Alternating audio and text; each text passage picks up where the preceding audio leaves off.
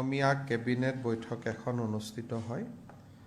Cabinet বৈঠকত কেইবাটাও গুৰুত্বপূৰ্ণ সিদ্ধান্ত লোৱা হয়। মই এটা এটাকৈ আপোনালোকক কৈ যাম।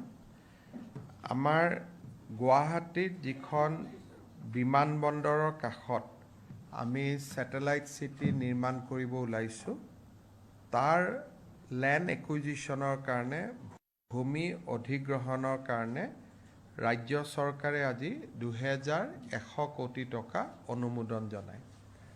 সৰ্বমুঠ ল্যান্ড একুইজিশ্যনৰ খৰচ প্ৰায় 4000 কোটি টকা হ'ব আৰু ফাৰ্ষ্ট ফেজ হিচাপে আজি ৰাজ্য চৰকাৰে 2100 কোটি টকা অনুমোদন জনায় আৰু ইতিমধ্যে ৰাইজৰ লগত কথা বতৰা পাতি খুব সুন্দৰভাৱে ভূমি অধিগ্ৰহণৰ কাম আগবাঢ়িছে। আমাৰ এটা আঁচনি আছিলে মুখ্যমন্ত্ৰীৰ জীৱন প্ৰেৰণা। নিৰ্বাচনৰ আগত এই আঁচনিখন আমি আৰম্ভ কৰিছিলোঁ। এই আঁচনিখনৰ জৰিয়তে যিসকল গ্ৰেজুৱেশ্যন পায় কিন্তু পোষ্ট গ্ৰেজুৱেশ্যনৰ নামভৰ্তি কৰা নাই আৰু তেওঁলোকে মুখ্যমন্ত্ৰীৰ নিযুত মইনা বা নিযুত বাবু আঁচনিৰ হিতাধিকাৰী নহয়, তেওঁলোকক আমি মাহত 2500 টকাকৈ এবছৰৰ বাবে দিয়াৰ আমি সিদ্ধান্ত লৈছিলোঁ। ফেব্ৰুৱাৰী মাৰ্চ মাহত তেওঁলোকক আমি এই পুঁজি আগবঢ়াইছিলোঁ।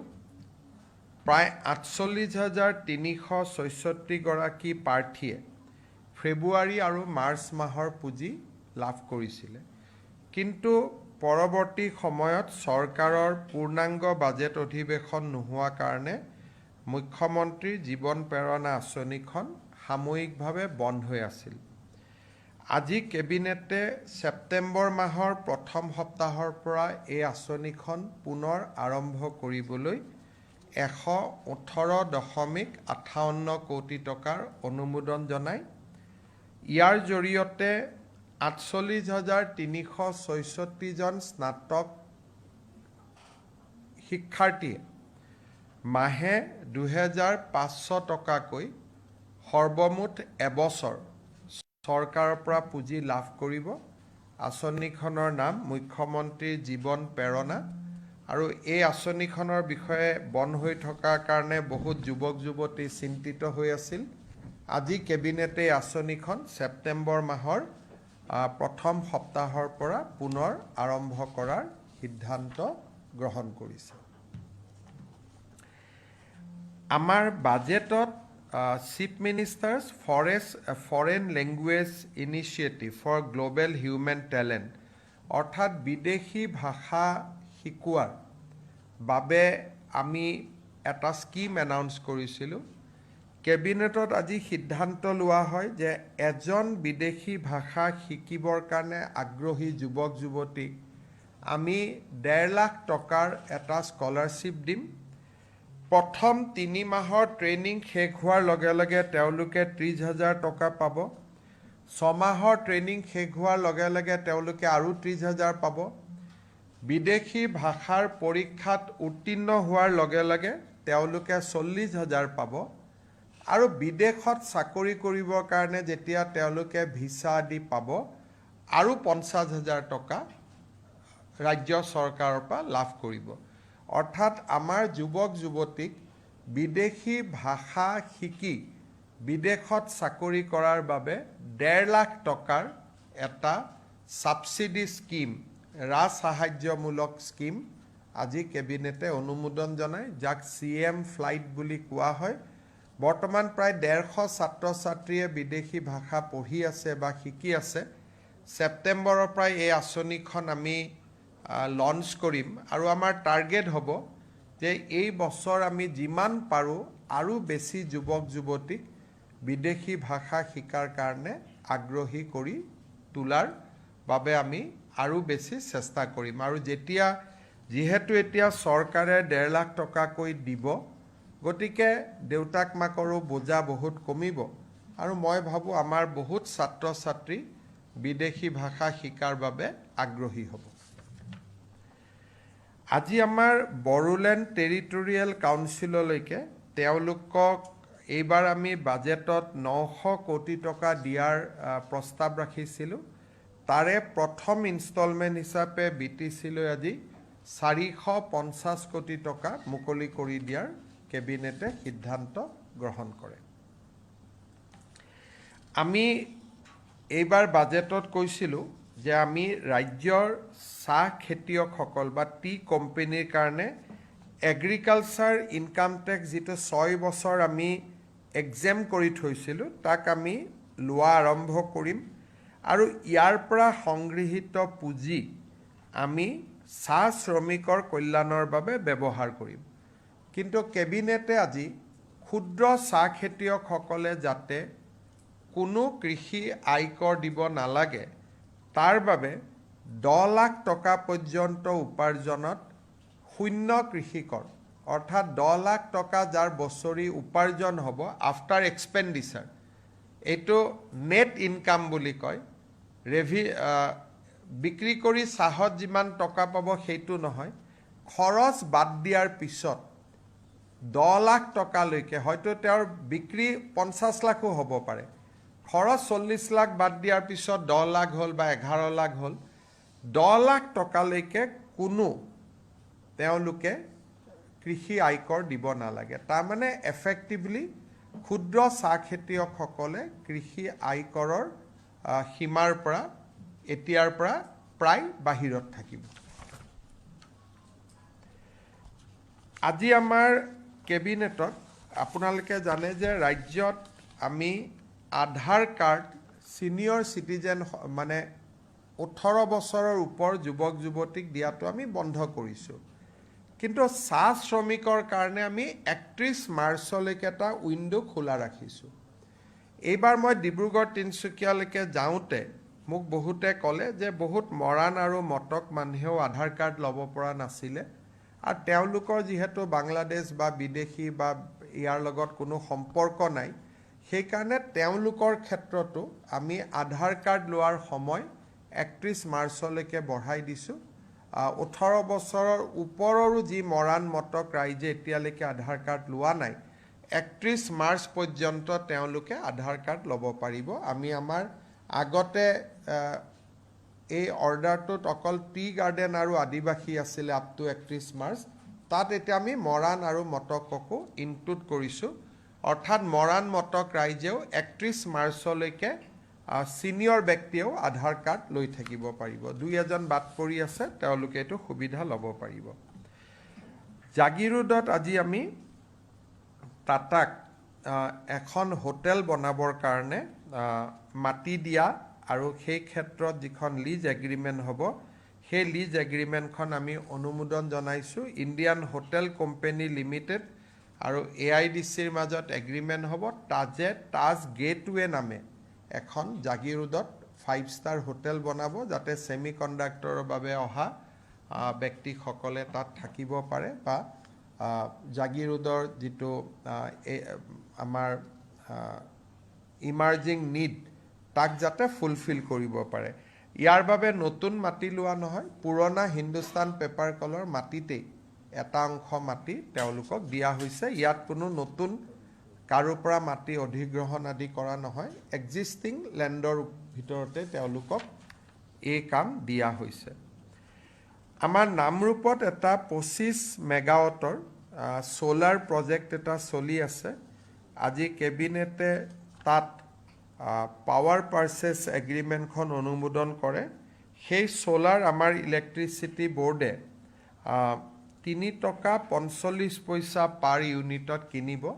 তাৰ পাৱাৰ পাৰ্চেছ এগ্ৰিমেণ্টখন আজি আমি এপ্ৰুভ কৰোঁ আৰু এইটো বেলেগৰ পৰা নহয়, APDCL APGCLৰ পৰা কিনিব। অৰ্থাৎ আমাৰে দুইটাই চৰকাৰে চৰকাৰৰ পৰা কিনিব, ইয়াত ব্যক্তিগত প্ৰতিষ্ঠান ইনভলভ নাই। আমাৰ ষ্টেটত আমাৰ নিজৰ 6টা কমিউনিটি OBC হিচাপে আছে, যিটো চেণ্ট্ৰেলত নাই, যেনে বিষ্ণুপ্ৰিয়া মণিপুৰী কমিউনিটি। এইটো চেণ্ট্ৰেল OBC লিষ্টত নাই, ষ্টেট OBC লিষ্টত আছে। তেওঁলোকে নন ক্ৰিমি লেয়াৰ চাৰ্টিফিকেট নোপোৱাৰ কাৰণে এইবাৰ এডমিশ্যন আদিত খুব ক্ষতি হৈছিলে। কেবিনেটে আজি ষ্টেট OBCক নন ক্ৰিমিলেয়াৰ চাৰ্টিফিকেট দিয়াৰ SOPখন মঞ্জুৰি দিয়ে ইয়াৰ ফলত আমাৰ বিষ্ণুপ্ৰিয়া মণিপুৰীকে ধৰি কেইবাটাও ষ্টেট OBC উপকৃত হ'ব বিশেষকৈ মেডিকেল ইঞ্জিনিয়াৰিং এডমিশ্যনৰ আগতে ই এটা বিশেষ সহায়ক হ'ব সুপ্ৰিম কোৰ্টৰ অৰ্ডাৰ মতে আজি আমি এটা নতুন সিদ্ধান্ত ল'বলগীয়া হৈছে আগতে যেতিয়া আমি চৰকাৰী চাকৰি দিওঁ পুলিচ ভেৰিফিকেশ্যনটো আমি বন্ধ কৰিছিলোঁ আৰু আমি কৈছিলোঁ যে তেওঁলোকে কেছ নাই বুলি এখন এফিডেভিট দিলে আমি তাক মানি ল'ম এতিয়া সুপ্ৰিম কোৰ্টে এটা জাজমেণ্ট দিছে যে চাকৰি দিওঁতে PVRখন খুজিব নালাগে কিন্তু চাকৰি পোৱাৰ 6 মাহৰ ভিতৰত PVRখন দিব লাগিব আৰু তেতিয়ালৈকে চাকৰিটো প্ৰভিজনেল হৈ থাকিব গতিকে সুপ্ৰিম কোৰ্টৰ অৰ্ডাৰ মতে আজি আমি সিদ্ধান্ত লৈছোঁ যে চাকৰি আমি উইদাউট পুলিচ ভেৰিফিকেশ্যন দিম আৰু চাকৰিটো কিন্তু প্ৰভিজনেল হ'ব ক্লিয়াৰ পুলিচ ভেৰিফিকেশ্যন আহিলে 6 মাহ পিছত হি ৰেগুলাৰ হ'ব আৰু 6 মাহত যদি পুলিচে কোনো ভেৰিফিকেশ্যন নপঠিয়ায় তেতিয়া নিজে সি চাকৰিটো ৰেগুলাৰাইজ হৈ যাব তাৰমানে পুলিচৰ পিছত দৌৰি থাকিব নালাগে যদি 6 মাহত পুলিচে নপঠায় তেতিয়ালে চাকৰিটো নিজে নিজে ৰেগুলাৰ হ'ব আৰু যদি পুলিচে ভাবে কিবা বেড ৰিমাৰ্কছ আছে এটো পুলিচৰে দায়িত্ব হ'ব যাতে 6 মাহৰ ভিতৰত পুলিচ ভেৰিফিকেশ্যনখন পঠিয়াই দিয়ে আমাৰ আপোনালোকে জানে যে MG এনৰেগাৰ স্থানত আমি VV জিৰামজি বুলি যিখন নতুন স্কিম তাক আমি লঞ্চ কৰিছিলোঁ আৰু 16 ফাইনেন্স কমিশ্যন আৰু VV জিৰামজি এই দুইখন আঁচনি লগালে আমি ৰাজ্যত অহা 5 বছৰত বহুত টকা গাঁও পঞ্চায়ত লেভেলত খৰচ কৰিব পাৰিম কিন্তু পঞ্চায়তবিলাকে যোনে যেনেকে পাৰে তেনেকে স্কিম লোৱা কাৰণে মানুহে ৰিজাল্টটো নেদেখে সেইকাৰণে আজি আমি কেইটামান কাম ফিক্স কৰি দিছোঁ যে পঞ্চায়তে এইকেইটাই কাম কৰিব বেলেগ কাম নকৰে এটা আমি কাম দিছোঁ যে ইণ্টাৰলকিং পেভাৰ ব্লক ৰাস্তা বনাব পাৰিব দ্বিতীয়তে কাম কৰিব দিছোঁ যে মহিলাসকলৰ ব্যৱহাৰৰ উপযোগী ৰুৰেল বজাৰ বা মাৰ্কেট বা হাট বনাব পাৰিব 3 নম্বৰ স্কুলৰ বাউণ্ডাৰী ৱাল বনাব পাৰিব 4 নম্বৰ শ্মশান বনাব পাৰিব 5 নম্বৰ জিম বা ৱেলনেছ চেণ্টাৰ বনাব পাৰিব মুখ্যতঃ এইকেইটা কাম কিন্তু ইয়াৰ কামৰ বাহিৰত যদি কিবা কাম কৰিব খোজে তেতিয়ালে পঞ্চায়তখনে চৰকাৰৰ পৰা আগতীয়াকৈ অনুমোদন ল'ব আৰু অনুমোদন ডিচিয়ে দিব পাৰিব একেবাৰে দিছপুৰলৈ আহিব নালাগে যদি ইয়াৰ বাহিৰত কিবা কাম কৰিব খোজে কেবিনেটত এইকেইটা আজি গুৰুত্বপূৰ্ণ সিদ্ধান্ত হৈছে বানপানীৰ ওপৰত কেবিনেটত পৰ্যালোচনা হয় অহাকালি মই এখন প্ৰেছ কনফাৰেন্স কৰিম শেহতীয়া বান পৰিস্থিতিৰ ওপৰত গতিকে সেই ক্ষেত্ৰত আজি আমি ক'ব খোজা নাই অহাকালি বান পৰিস্থিতিৰ ওপৰত আমি আলোচনা কৰিম আপোনালোকৰ যদি কিবা সুধিবলগীয়া আছে সুধিব পাৰে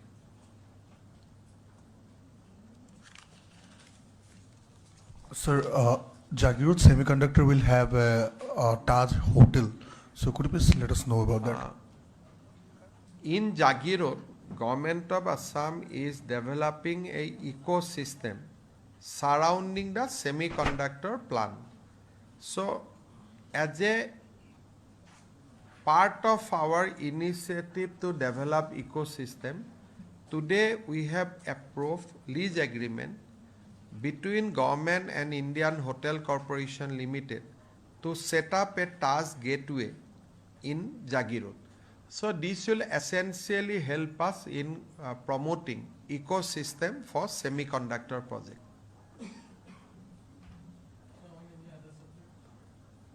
What does it?